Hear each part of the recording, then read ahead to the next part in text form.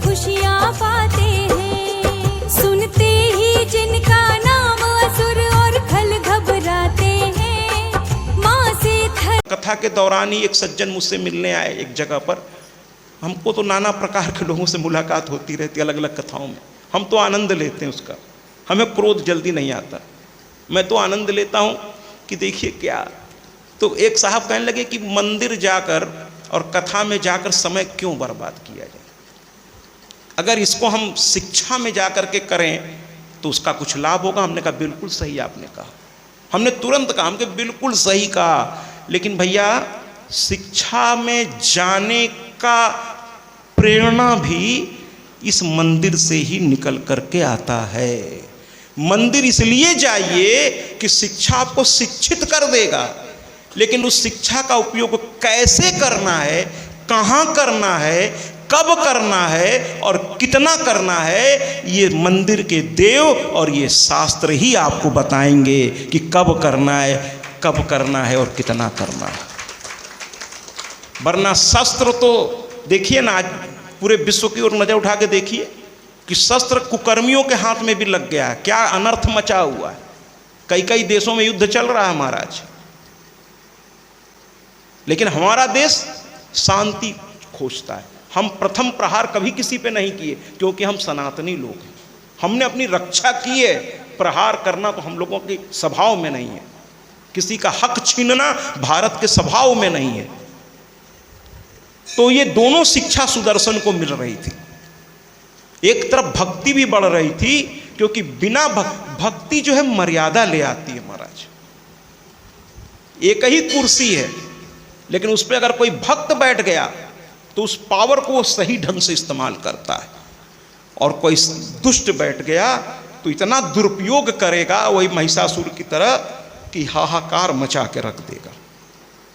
गलत आदमी के हाथ में पावर देना भी बहुत खतरनाक साबित होता है। यहां सुदर्शन को बताया जा रहा था कि तलवार चलाओ, धनुर्विद्या लो, गदा चलाओ, लेकिन कब चलाना है यह भी बताया जा रहा था कि कब नहीं चलाना ये भी जानते रहो। ये गुरु भरद्वाज की मतलब शिक्षा का ये दो धारा, और इसी तरह की शिक्षा आज होने की बहुत आवश्यकता है। एक तरफ भौतिक शिक्षा जो दाल रोटी दिलाए, लेकिन एक तरफ नैतिक शिक्षा जो पहले के क्लासों में थोड़ी बहुत होती थी, लेकिन अब तो होती ही नहीं है महाराज। इसीलिए तो स्थिति गंभीर हो रही है। और एक दिन बच्चे खेल रहे थे, खेलते खेलते एक बच्चे ने दूसरे बच्चे को, चूंकि वो ऋषियों का वो आश्रम था तो वहाँ सब संत समाज के ही लोग थे, तो एक बच्चे ने दूसरे बच्चे को क्लिब कह दिया। देखिए कहते ना अगल बगल कैसा पास पड़ोस है, बड़ा इसका कहते नहीं बड़ा इसका प्रभाव पड़ता है।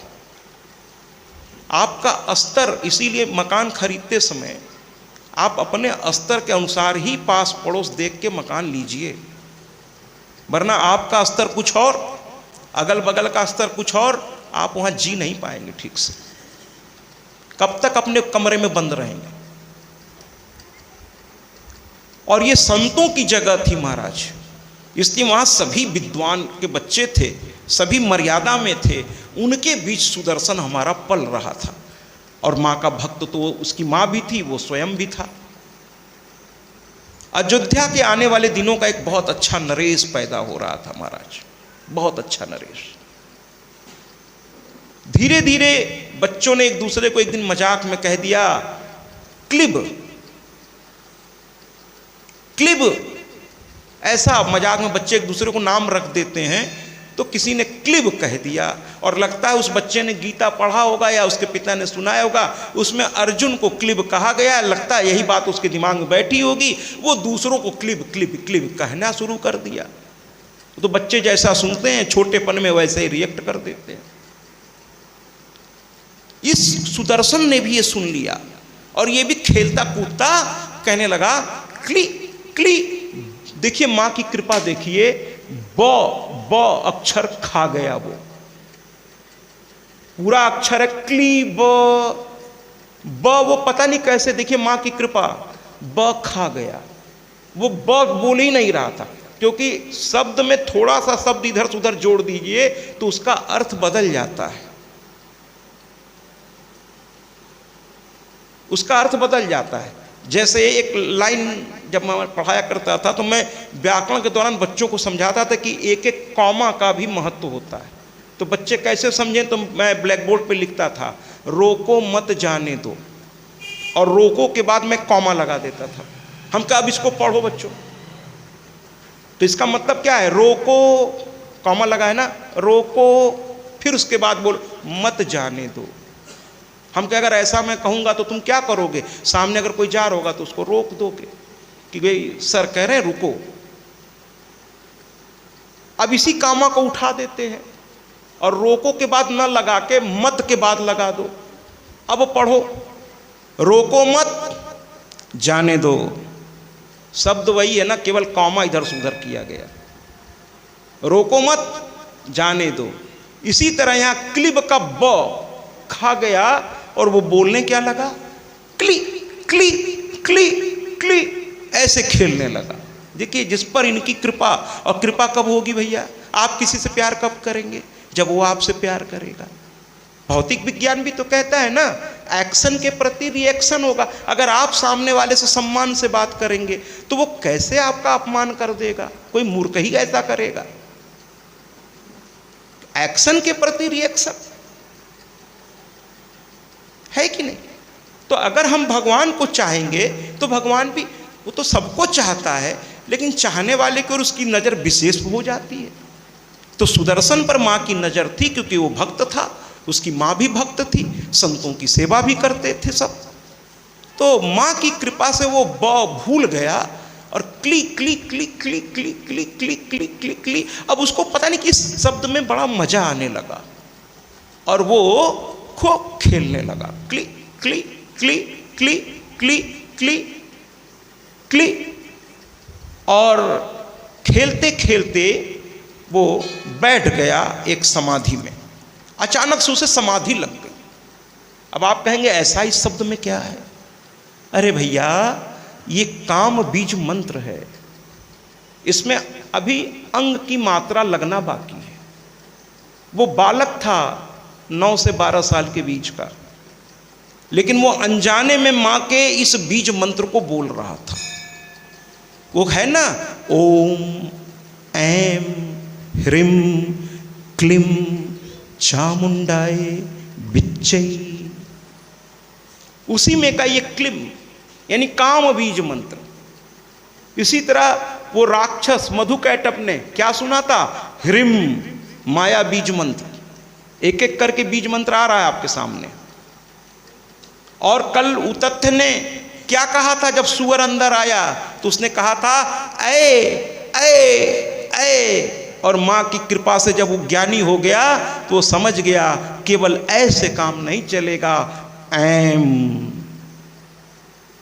ये बीज मंत्र है, ये वाग बीज मंत्र है। ऐम ह्रीम ये माया बीज है और क्लीम काम बीज मंत्र है। ये बड़े गर्व से कह रहा हूं महाराज कि मेरा ये मंत्र, मेरा नहीं मेरे मैया का ये मंत्र, ये बीज मंत्र कहलाता है। और मंत्र मंत्र कहलाते हैं महाराज, लेकिन ये बीज मंत्र है। यानी बीज का मतलब है यहीं से सारी चीजें पैदा हुई हैं। तो बताइए ना, आप कुछ और कहने की जरूरत है कि मेरी माँ सबसे ऊपर है, वो नित्या है, क्योंकि उसका मंत्र भी और मंत्रों का जन्मदाता है। तालियों से स्वागत करिए। इसीलिए हमने तो इसी मंत्र को अपनाया है, क्योंकि माँ ने, महादेव ने जब पूछा था कि साधना की चरम सीमा मुझे कैसे मिलेगी, तो उन्होंने यही नरवाण मंत्र या नवारण मंत्र, जो भी नाम से पुकारना हो, यही मंत्र महादेव को दिया था। ओम ऐम ह्रीम क्लीम चामुंडाय विच्चई। यही नारायण भी जपते हैं महाराज, और यही ब्रह्मा भी जपते हैं, क्योंकि बिना शक्ति के तो शिव भी सब हैं, शिव भी सब हैं। अब ये जुट गया पूरी तरीके से, और अचानक से इसको समाधि लग गई और उसके आंखों से आंसू की धारा बहने लगी। भक्ति बड़ी बेजोड़ चीज है भैया। बस भक्ति करना आना चाहिए। अच्छा, एक चीज और बता दें आपको, कर्मकांड के आचार्य हमारे बैठे हुए हैं। ये जो पूजा पाठ है ना महाराज, ये विधान से चलता है। विधान का मतलब है एक नियम, एक प्रक्रिया, एक प्रणाली, एक प्रोसीजर से चलता है। लेकिन भक्ति विधान से नहीं चलता। भक्ति तो भाव से चलता है। भक्ति तो सबरी ने किया कि वो हर बैर को चख कर राम को दे रही थी। भाव क्या था? मेरे राम तक कोई कसैला बैर न पहुंच जाए। वो बेर दे रही थी खाने को, लेकिन चख के दे रही थी कि एक भी खराब फल मेरे प्रभु तक न पहुंच जाए। संतों की सेवा, भगवान की सेवा देखिए, रोज कुटिया सजाती थी कि मेरे राम आ जाएंगे, रोज उनके लिए फलहार, है ना। और हम लोग न संतों को बुलाने का प्रयास करते हैं, न भगवान की सेवा करते हैं, और फिर कहते हैं हमारा तो कल्याण नहीं हो रहा महाराज। और वो रोज भगवान के लिए आसन लगाती थी, पाद अर्ध जल रखती थी, क्योंकि एक संत ने कहा था एक दिन तेरे राम तेरे को बुला करके सम्मान नहीं दे पा रहे, और वो रोज लगाती थी फल फूल सब कि आज मेरे राम। और शाम को लोग उसका मजाक उड़ाने लगे थे, अरे तेरे राम आज आए, कुछ नहीं बोलती थी। भक्त जल्दी रिस्पॉन्स नहीं देते। उसे विश्वास था कि एक दिन मेरे राम आएंगे, मेरे राम एक दिन आएंगे। और जिस दिन राम आए वो रोने लगी, कहीं आ जाए, इतने दिन से प्रतीक्षा आज पूरी हुई। राम ने कहा मां आ तो गया ना। कहने लगे आओ प्रभु, हाथ पकड़ के अंदर ले गए, कहीं बैठो प्रभु, लाओ थोड़ा तुम्हारे चरण धो दे। कोई संत आवे उसको बैठाइए सबसे पहले, फिर पाद अर्ध यानी उसके चरण थोड़ा धोइए, फिर इसके बाद उसे नैवेद्य अर्पित करिए, पुष्पमाला, ये सब प्रणाली है। तो ये समाधि में डूब गया और धीरे धीरे समाधि में इतना उतरता चला गया और इतना रोता चला गया कि आइए इस गीत के माध्यम से इसके भाव को समझें। सभी तालियों के साथ इस गीत में साथ देंगे। आइए सुनते हैं उसके इस भाव को इस गीत के माध्यम से। ओदर छोड़ के जाऊंगा न मैया, कभी तो नैया पार करोगी। ओदर छोड़ के जाऊंगा न मैया, कभी तो नैया पार करोगी। ओदर छोड़ के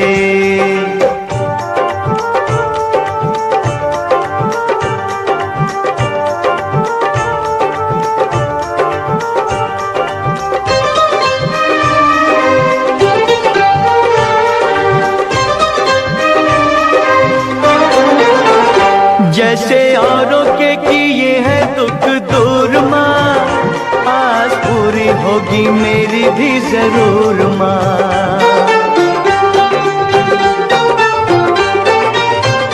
जैसे औरों के किए हैं दुख दूर माँ, आस पूरी होगी मेरी भी जरूर माँ।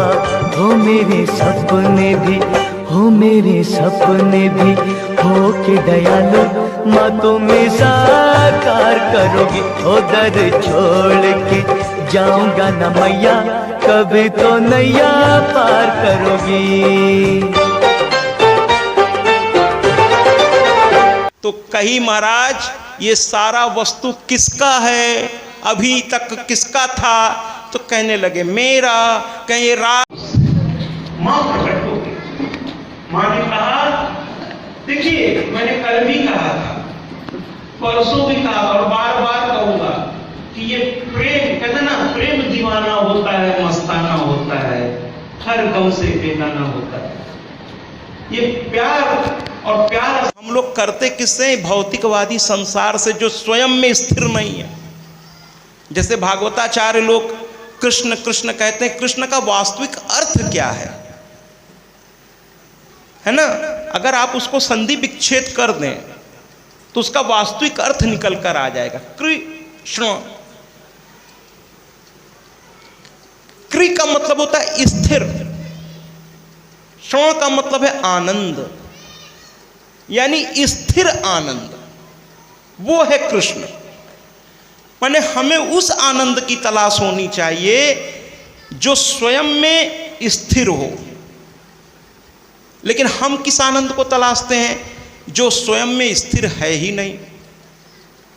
हमें आनंद किस में आता है? आज हमने 5 रेटिंग 2.5 कुंटल वाली 2.5 उसके वाली जो है पावर वाली एसी लगवा ली और हर कमरे में लगवा ली, हमको इसमें आनंद है। और महीने भर बाद वही भाई साहब बड़े परेशान घूम रहे हैं। कहें क्या हुआ? कहें यार वो कूलिंग प्रॉपर नहीं हो रही है, मिस्त्री बड़ा लंबा बिल बता रहा है। तो कहाँ रहा वो आनंद? इसी तरह आप महंगी गाड़ी ले आते हैं, बड़े प्रसन्न, 2-3 बार जब तक हार न बजा ले, पूरा मोहल्ला देख न ले, कैसे पता चले कि साहब गाड़ी आई है इतनी महंगी, है ना? तो आप उसमें आनंद ढूंढते हैं, लेकिन कुछ ही दिन बाद सर्विसिंग में रोना शुरू कर देते हैं, अरे साहब इसकी सर्विसिंग तो बड़ी महंगी है।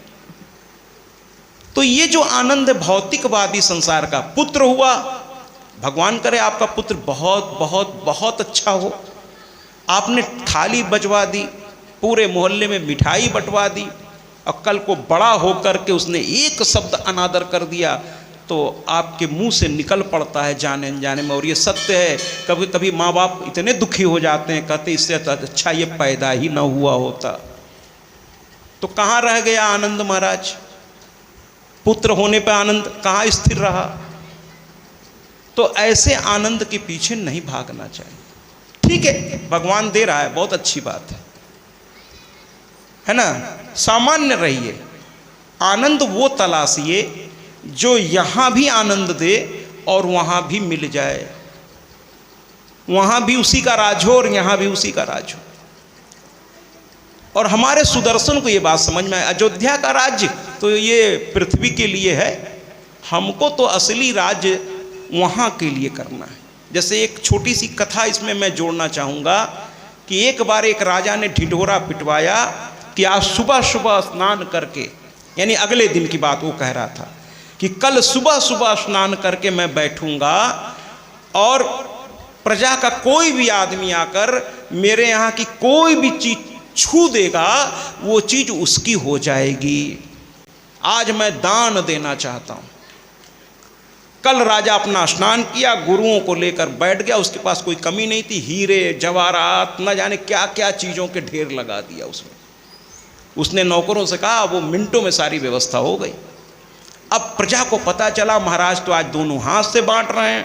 प्रजा भागी भागी आई, कोई हीरा छूने लगा, कोई जवाहरात छूने लगा, कोई कुछ छू रहा है। जिसने जो छुआ राजा ने उसको दे दिया। एक 9 साल की बिटिया वो डगमगाती हुई आगे बढ़ी।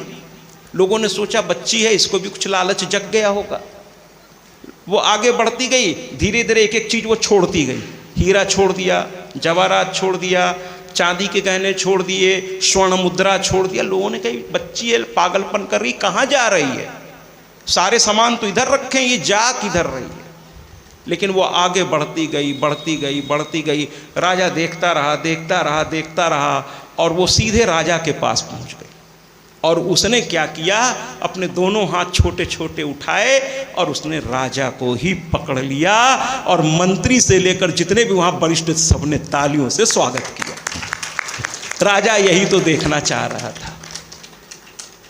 राजा ने सबको सुनाने के लिए उस लड़की से पूछा, इतना महंगा महंगा सामान छोड़कर तुम हमको ही क्यों छूने आ गई? राजा ने कहा मेरा।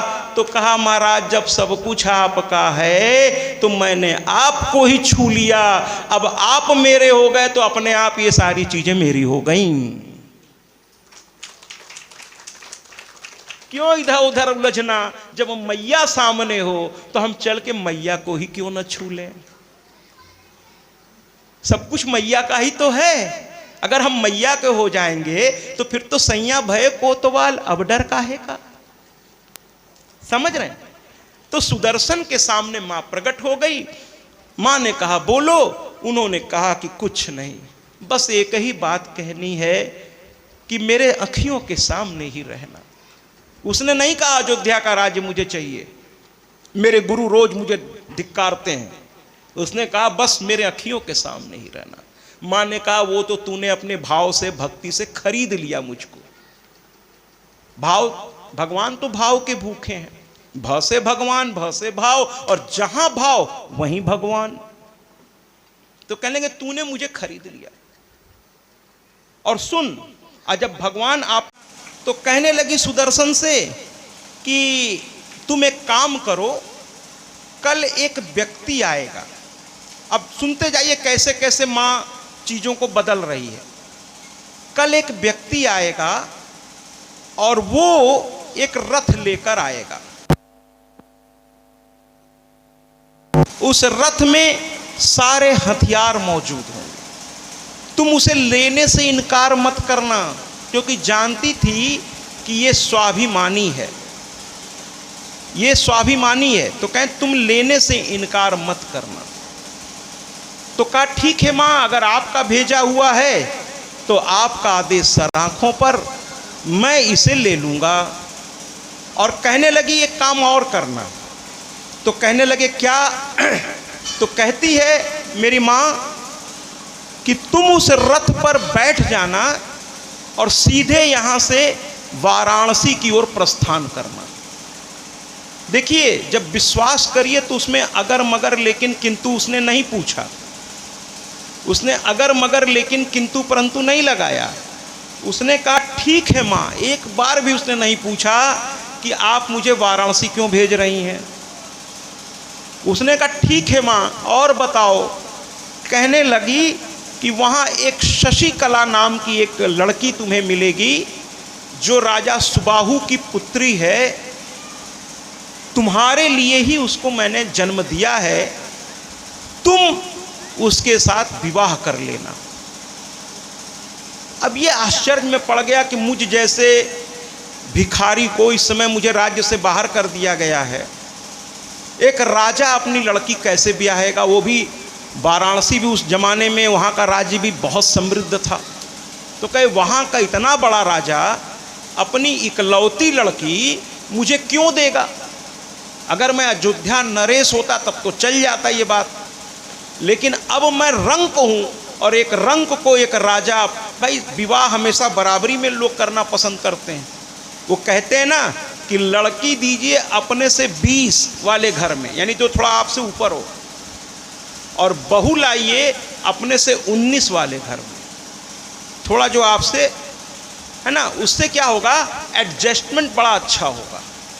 जो बिटिया आई है उस आपके यहाँ बहू बनकर आपके यहाँ उसको ज़्यादा सुख सुविधा मिलेगी, तो धीरे धीरे वो पूरी तरीके से एडजस्ट हो जाएगी।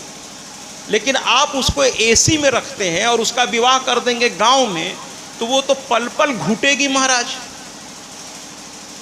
इस बातों को जरा समझना होगा। ये विवाह जो टूट रहे हैं ये इसीलिए टूट रहे हैं कि आपने बचपन से उसको कॉन्वेंट में पढ़ाया, उसको घर में हर जगह एसी मिल रही है, और आज ने पता नहीं क्या सोचा क्या नहीं सोचा, गांव के किसी धनाढ्य व्यक्ति से विवाह कर दिया, तो वो नहीं चल पाएगा। जिस लेवल में आपने उसका लालन पोषण किया है, उसी लेवल के परिवार में आपको जाना पड़ेगा उसके विवाह के लिए, तभी हो पाएगा एडजस्टमेंट। आप अपने घर में जिस सुविधा में रहते हैं, 2 दिन के लिए कहीं बाहर गए और उस तरह की सुविधा नहीं मिली, तो आपको कितनी दिक्कत होने लगती है, और उसको तो जिंदगी भर के लिए आप वहाँ भेज रहे हैं। तो इसका ध्यान रखना होगा कि अपने से थोड़ा बड़े घर में उसको, बहुत बड़ा ना हो, बहुत बड़ा भी तकलीफ देगा, ध्यान रखिएगा। बहुत बड़ा होगा तो बात बात में उसको लोग नीचा दिखाएंगे कि तुम्हारे घर में तो ये नहीं है, मेरे यहाँ तो देखो ऐसा है। तो बहुत बड़ा नहीं, थोड़ा ऊपर नीचे। और यही बहू में कि बहू को थोड़ा नीचे से, तो उसको आपके यहाँ सारी सुख सुविधा मिलेगी, वो आराम से एडजस्ट हो जाएगी। बाकी मायके की याद तो सबको सताती है, उसमें कोई बुराई भी नहीं है।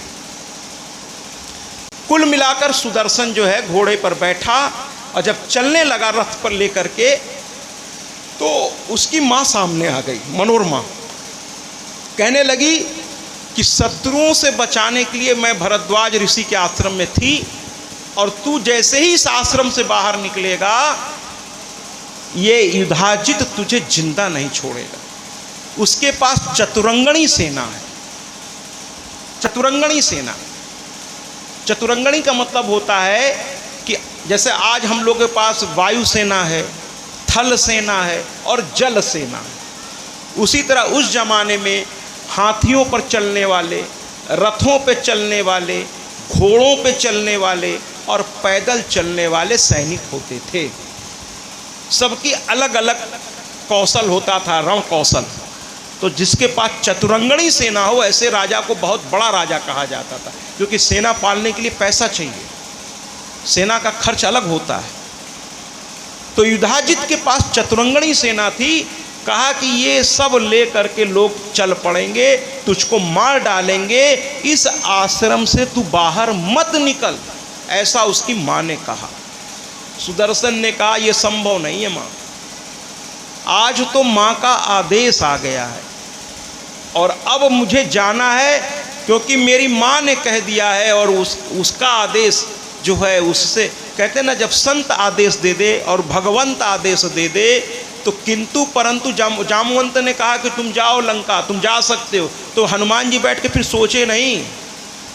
जैसे ही जामवंत ने कहा का चुप साधी रहे बलवाना, और उसके बाद तो जानते ही हैं कि जागिरी चरण देई हनुमंता, सो तो गया पाताल तुरंता।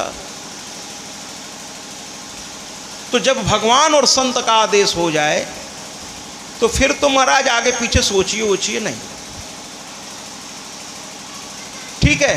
तो यहां पर उन्होंने कह दिया मुझे मां ने आदेश दे दिया है और मैं अब जाऊंगा।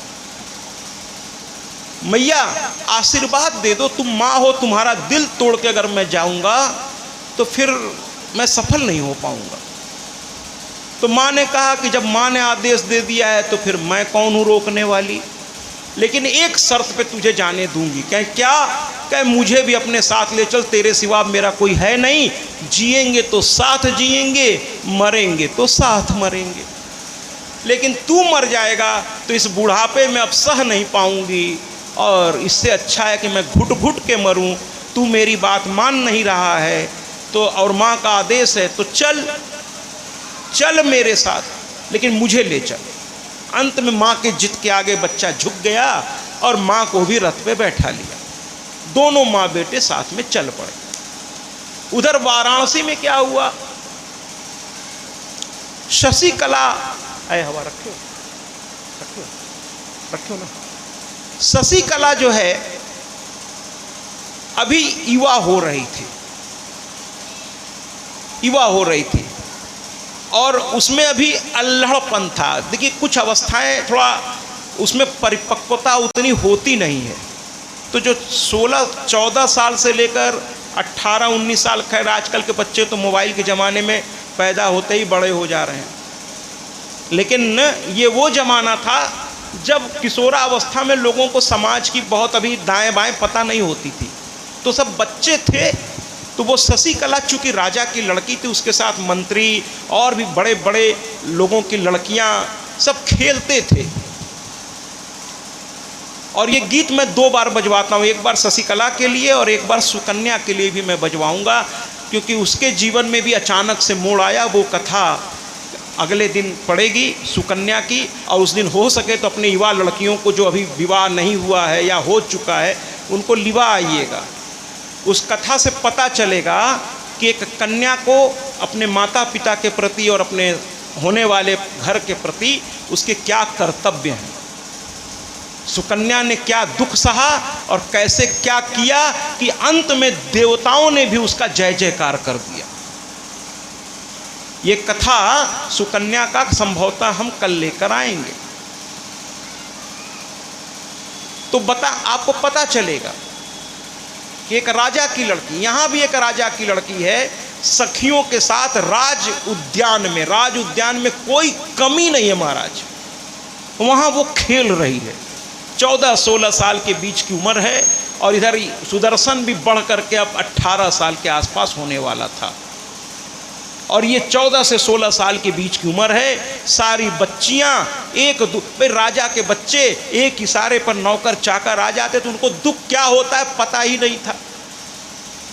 हम आदि शक्ति माता दुर्गा की कथा सुनाते हैं, हम कथा सुनाते हैं, जिनकी कृपा से दुख विपदा संकट मिट जाते हैं, खुशियाँ पाते